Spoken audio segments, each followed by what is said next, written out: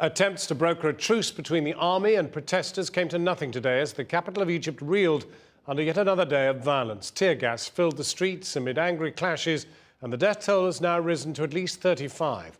The United Nations Human Rights Envoy, Navi Pillay, condemned the excessive use of force.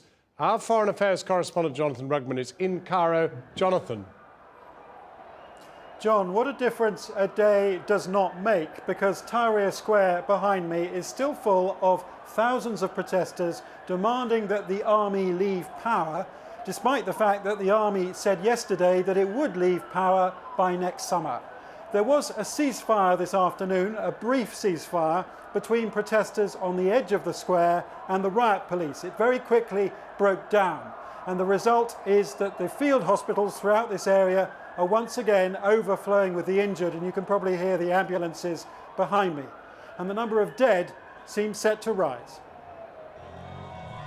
In the streets leading up to Tahrir Square, it was as if the army's pledge to step down from power had never happened.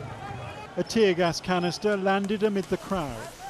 But as has happened so often today, a protester picked it up and threw it back.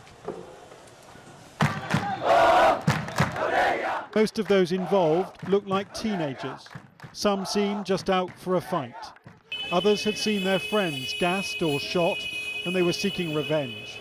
And all day, every few minutes, the blare of ambulances ferrying the injured.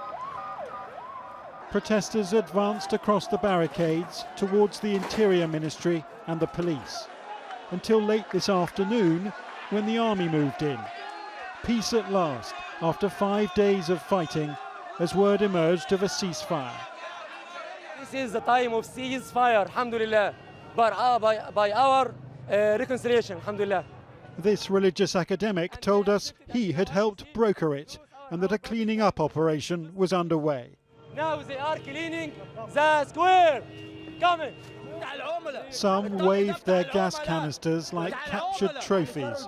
Others said any peace with Egypt's supreme military commanders, known as SCAF, could never last until they were driven from power. What you see of the cleaning of the street, this is just a preparing of the next battle. The war between us and the SCAF is not end, and it's not finished until the SCAF, the old SCAF, go away.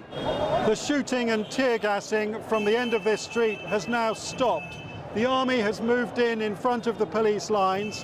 Local committees have been set up, pushing the people back towards Tahrir Square and away from the police. And the only way the army can draw a line under this crisis is making sure that the violence does not break out again. But now it has. Just after dusk it started. Bullets and heavy tear gas. The gas spilling into Tahrir Square, where thousands have been running for cover.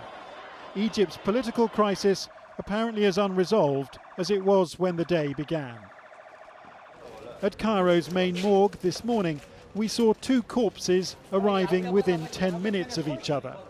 The ambulance drivers told us both 2 men had been shot and killed. The people who fired at us were wearing riot police uniforms, said a protester who claims he saw his friend killed.